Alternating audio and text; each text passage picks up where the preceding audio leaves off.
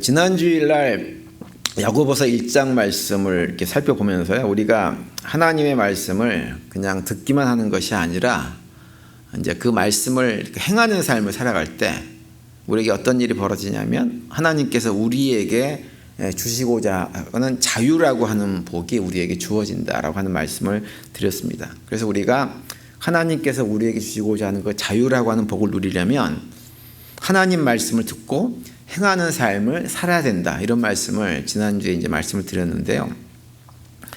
제가 지난 주일에 설교를 마치고 이제 가만히 집에서 이제 오후에 생각을 좀 해보니까, 제가 자유라고 하는 말씀을 드리긴 드렸지만 그 자유라고 우리가 얘기를 할 때 자유가 무엇인가라고 하는 것은 조금 더 생각을 해봐야 되겠구나라는 생각이 들었습니다.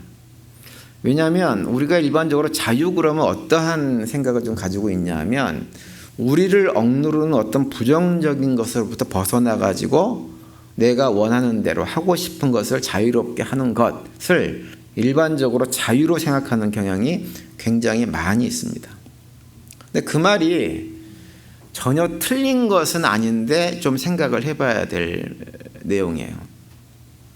그러니까 우리가 일반적으로 생각하는 자유란 개념은 어떤 걸 우리에게 이렇게 가져다 주게 되어지냐면, 우리가 하나님 말씀을 순종할 때 자유롭게 된다라고 하는 것을 조금 의아하게 생각하게 만드는 경향이 좀 있어요.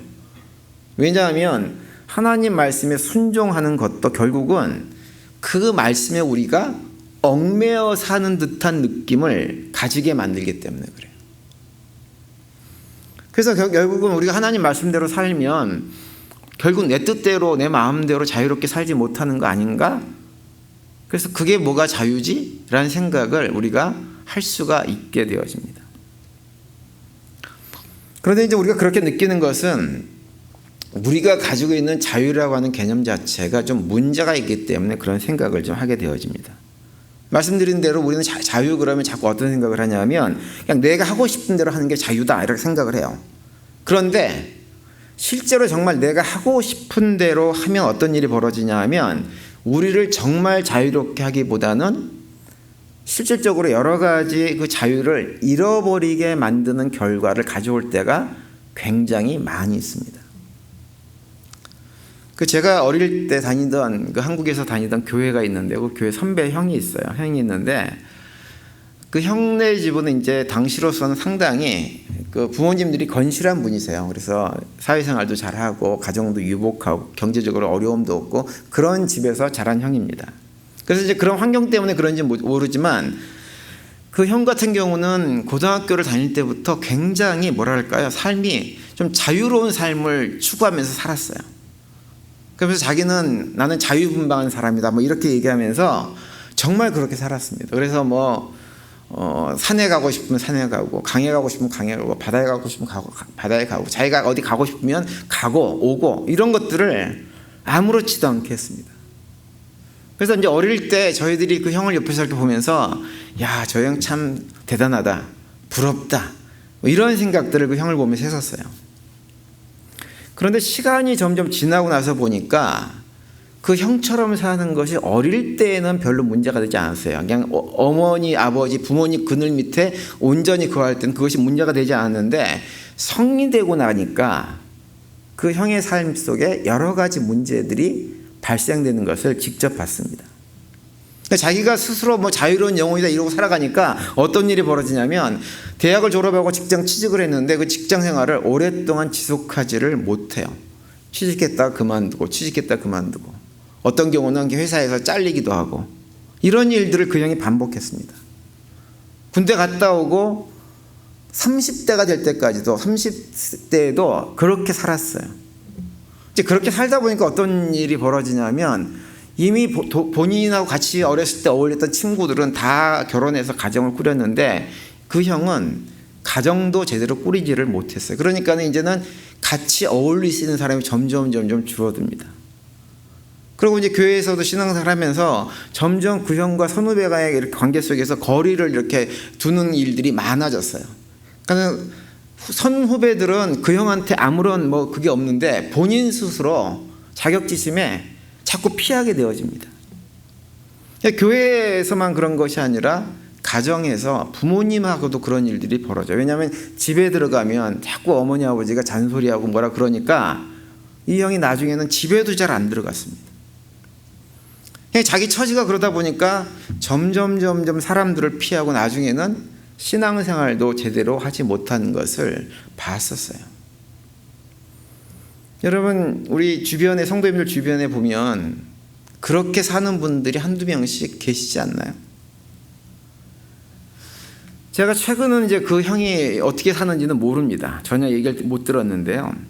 제가 당시 그 형의 모습을 보면서 든 생각은 뭐냐 하면, 우리가 인생을 살아가면서 정말 내가 하고 싶은 대로 삶을 살게 되면 어떻게 되냐면 잠시 잠깐은 자유를 만끽할 수 있어요.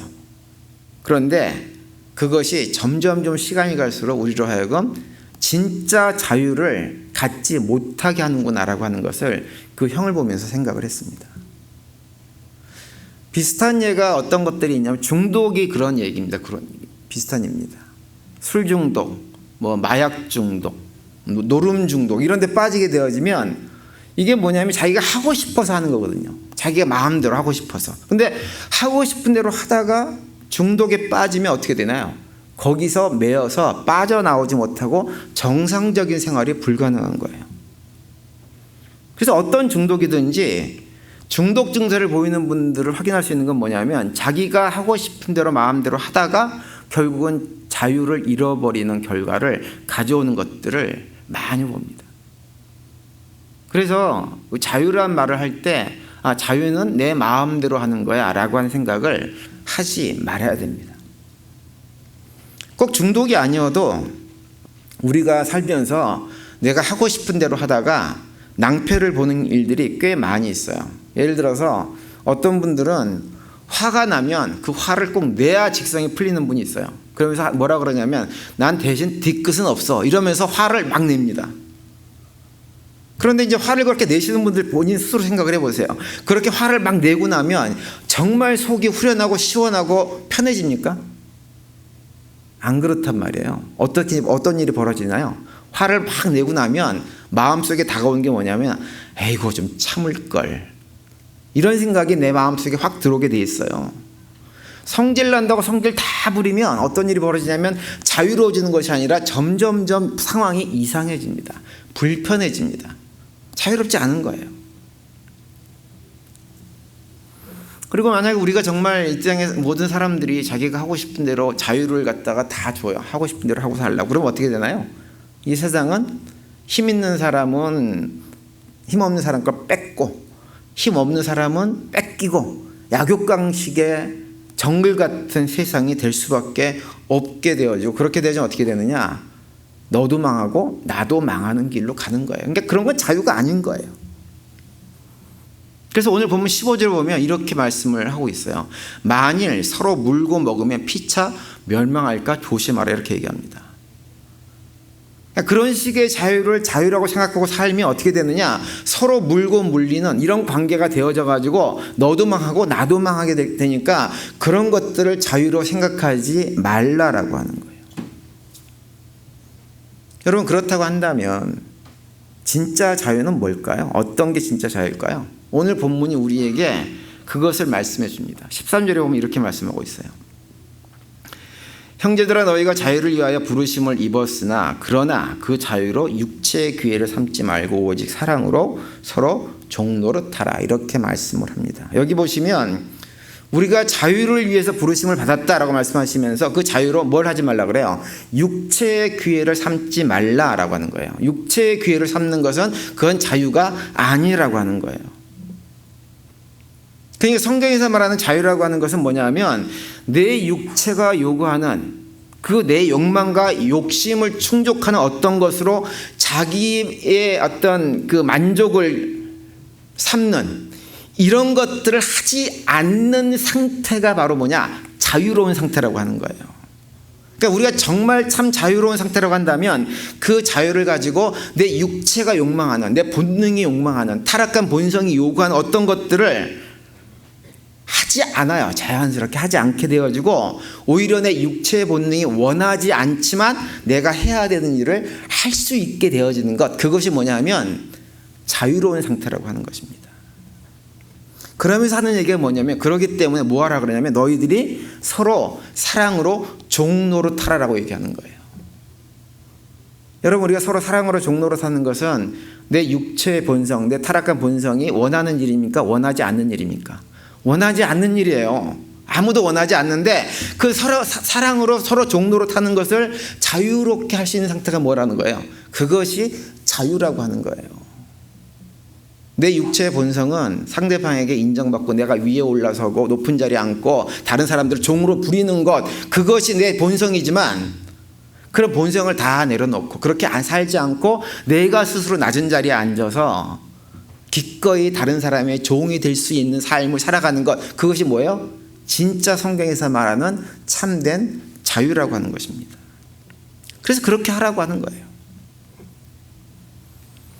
그래서 우리가 진정한 의미에서 나에게 자유가 있다고 한다면 우리는 우리의 육체, 우리의 마음이 원하지 않는 일도 자연스럽게 행할 수 있어야 그것이 내가 참으로 자유를 누리고 살아가는 삶이 되는 거예요.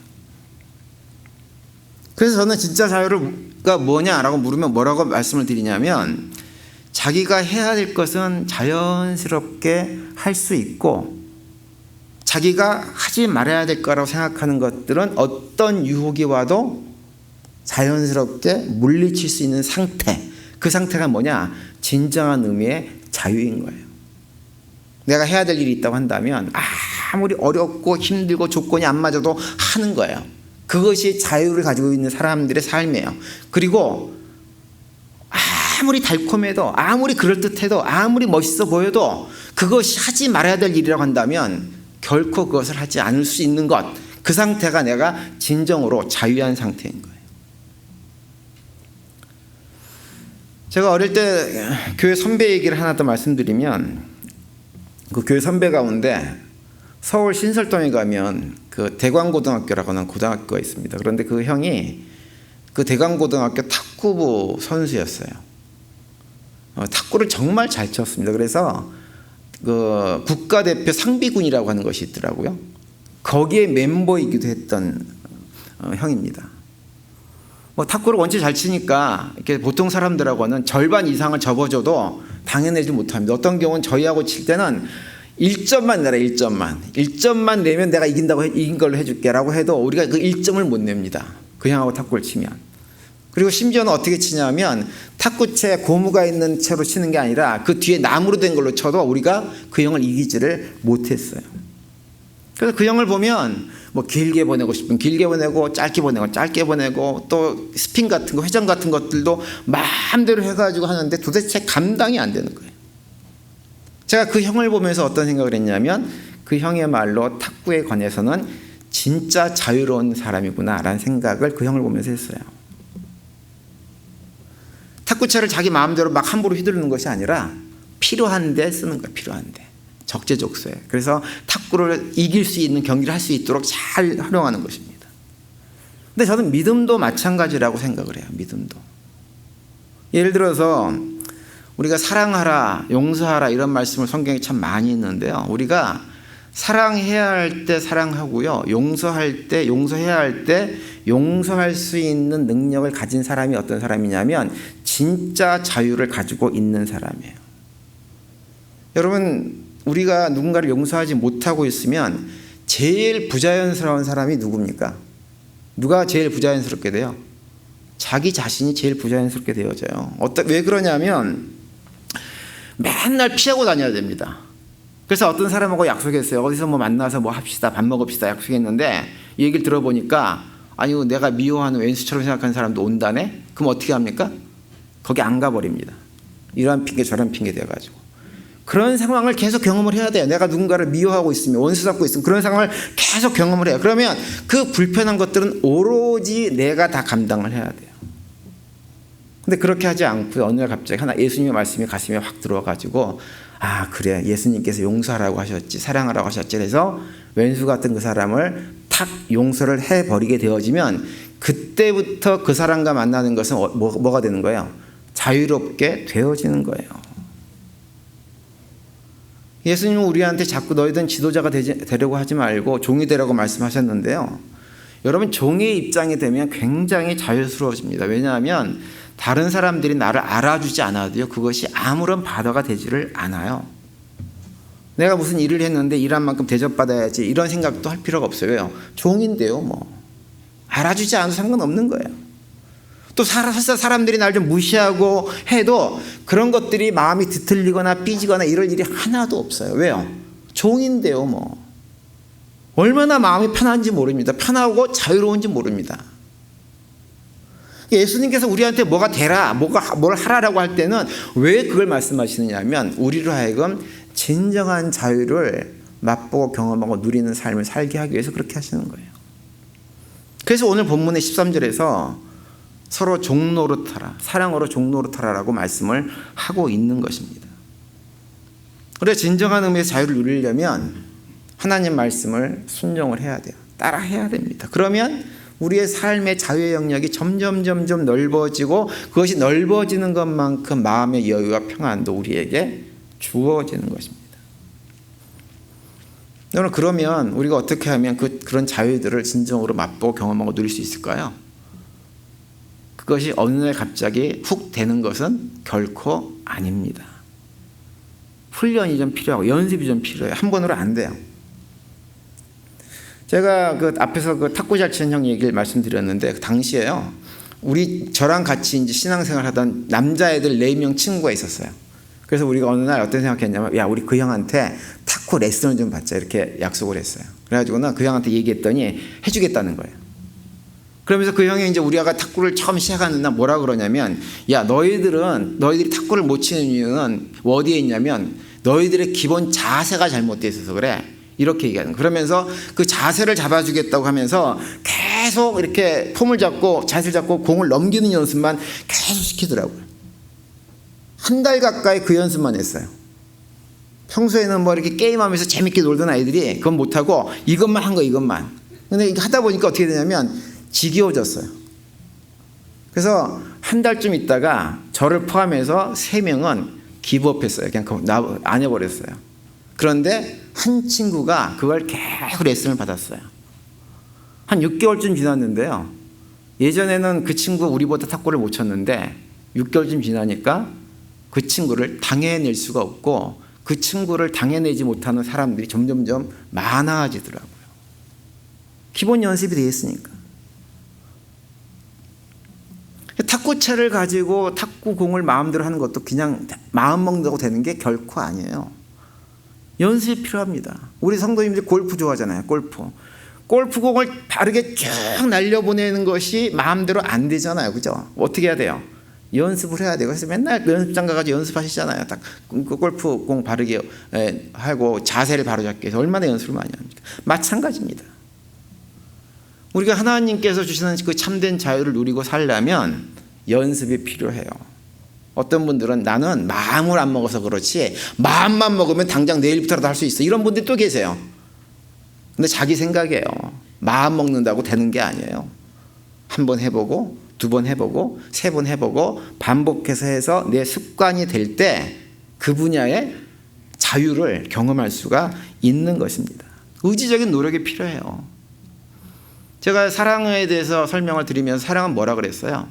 사랑은 감정이 아니에요. 사랑은 무엇이냐면 의지적인 결단으로 원수조차도 그의 필요를 채워주겠다고 마음먹는 것이 사랑이에요. 감정적으로 좋아하는 말은 결코 아닙니다. 그런데 의지적으로 결단해서 한다고 하는 얘기는 뭐냐면 그건 역시 연습이 필요하다고 하는 거예요. 한 대 콱 주워받고 싶은 사람이 있는데 주워받지 않고 필요를 채워주는 것을 한두 번 하다 보면 어떻게 되냐면 몸에 익히게 되어집니다. 그러면 나중에 미운 사람도 떡 하나 더 주게 돼 있는 거예요. 그게 자유예요. 그러면 그런 삶을 경험하게 되어지면 원수 같은 사람들과 건강한 관계를 만드는 것이 내 몸에 배게 되어지고, 그러면 주변에 특별하게 미워하고 원수 삼을 사람들이 없게 되어지면 그만큼 우리의 삶이 자유롭게 되어지는 거예요. 그래서 연습을 해야 돼요. 연습을 해야 됩니다. 언제까지 하느냐? 우리 몸의 습관이 배일 때까지. 그래서 신약성경 디모데전서 4장 7절과 8절을 보면 우리한테 이렇게 권면을 하고 있습니다. 망령되고 허탄한 신화를 버리고 경건에 이르도록 내 자신을 연단하라. 육체의 연단은 약간의 유익이 있으나 경건은 범사에 유익하니 금생과 내생에 약속이 있느니라. 이렇게 말씀을 하고 있어요. 여기서 연단하라고 하는 말은 뭐냐면 연습하라고 하는 거예요. 경건에 우리에게 유익이 있으니까 경건의 연습을 하라고 하는 거예요. 그러면 이 생애뿐만 아니라 내생에 이르기까지 그 모든 것이 우리에게 다 유익으로 다가오기 때문에 연습을 하라고 하는 거예요. 하나님의 자녀다운 모습으로, 예수님의 제자다운 모습으로 내 삶이 변화될 때까지 연습을 해야 됩니다. 그럴 때 자유를 경험하는 거죠. 물론 그것이 제가 늘 말씀드리지만 결코 쉬운 일은 아니에요. 로마서 7장에서 사도 바울이 고백했던 것처럼 내 안에 있는 욕심, 욕망이 끊임없이 나를 끌어내려서 정말 여기서 벗어나고 싶지만 벗어나지 못하는 어려움들이 있는 것이 사실이에요. 그럼에도 불구하고 우리가 연습을 해야 돼요. 언제까지 어떻게 연습을 하느냐? 그 연습을 하는 과정 속에서 성령 하나님과 동행하면서 연습을 하는 거예요. 내 힘으로 안 되기 때문에.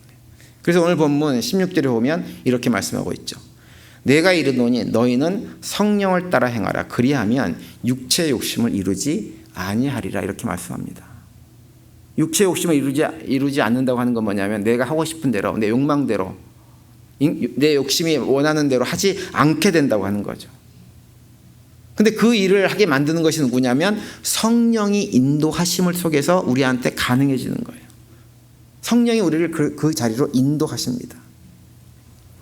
그래서 이따가 보면 그게 훈련되게 하기 위해서요, 성령은 우리를 어떤 자리로 인도하시는 경우도 있냐면 정말 광야 같은 자리로 우리를 인도하는 경우도 많이 있습니다.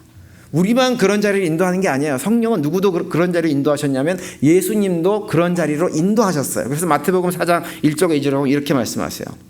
그때 예수께서 성령에게 이끌려 마귀에게 시험을 받으러 광야로 가사 40일을 밤낮으로 금식하신 후에 줄이신지라. 이렇게 기록하고 있습니다. 성령은 우리를 이런 도전 저런 도전 가운데서 훈련의 자리로 자꾸 인도하시는 분이세요. 그래서 만나기 싫은 사람도 만나게 하시고 하고 싶지 않은 사랑, 용서, 이해, 용납 같은 것들을 할 수 있는 기회들을 자꾸 우리 앞에 펼쳐 놓으십니다. 그런 과정을 통해서 우리를 훈련시켜 주시고 우리로 하여금 우리의 어떤 욕심, 욕망에 끌려다니지 않고 가짜 자유에 끌려다니지 않고 참된 자유 가운데서 살아갈 수 있도록 우리를 인도하시는 분이 누구냐? 바로 성령 하나님이세요. 그런 훈련의 자리가 어디냐면 바로 이 교회란 공동체입니다. 교회란 공동체. 교회 공동체는요, 내가 하고 싶지 않은 일을 하게끔 만들 수 있는 조건들이 갖춰져 있어요. 예수님을 믿는다고 하는 것, 하나님 백성이라고 하는 이유 때문에 교회를 나왔는데 얼마나 주변에 보기 싫은 사람들이 많이 있습니까? 그런데 그럼에도 불구하고 참고 나와야 되잖아요. 그죠? 세상 같으면 그런 사람이 있는 데는 안 가버리면 그만이에요. 그런데 여기는 어쩔 수 없이 나와야 되잖아요. 그래서 교회를 뭐라 그러나요? 광야 교회다. 이렇게도 사도행전에서는 얘기를 하고 있는 것입니다. 성령께서 우리를 이 자리로 인도하셔서 우리로 하여금 훈련시키시고 훈련을 통해서 참된 자유를 누릴 수 있도록 하시는 거예요. 말씀 마치겠는데요, 다시 한번 말씀드리지만 내가 하고 싶은 대로 하고 사는 것은요 참된 자유가 아닙니다. 참된 자유는 무엇이냐? 아무리 힘들고 어려워도 내가 반드시 해야 된다고 하는 것은 반드시 하고 할 수 있고, 아무리 그렇다고 멋있고 보기 좋아도 내가 하지 말아야 될 것이 있다고 한다면 하지 않을 수 있는 상태를 지키는 것, 그것이 무엇이냐? 우리의 참된 자유의 상태입니다. 저는 우리 모든 성도님들이 성령의 인도하심을 따라서 정말 자아 훈련되어 가지고 그 자유를 누리면서 삶을 살아갈 수 있게 되기를 바랍니다. 그래서 우리가 반드시 해야 되는 사랑, 이해, 용서, 나눔, 섬김 같은 것들이 기쁨으로 감당할 수 있게 되어질 수 있게 되기를 바라고요. 우리 안에 있는 미움, 시기, 질투, 원망, 불평, 이런 것들은 속에서 나와도 그걸 누릴 수 있는 그런 참된 자유의 삶을 살아가는 우리 모두가 될 수 있게 되기를 간절히 바랍니다. 이번 한 주간도 그런 자유한 가운데 성령 하나님과 동행하시고 한 주간의 분량만큼 우리의 자유의 능력이 성장되어져서 그 가운데 하나님의 자녀로서 예수 그리스도 제자로서 삶을 신실하게 살아가는 복된 한 주간이 되시기를 간절히 축원드립니다.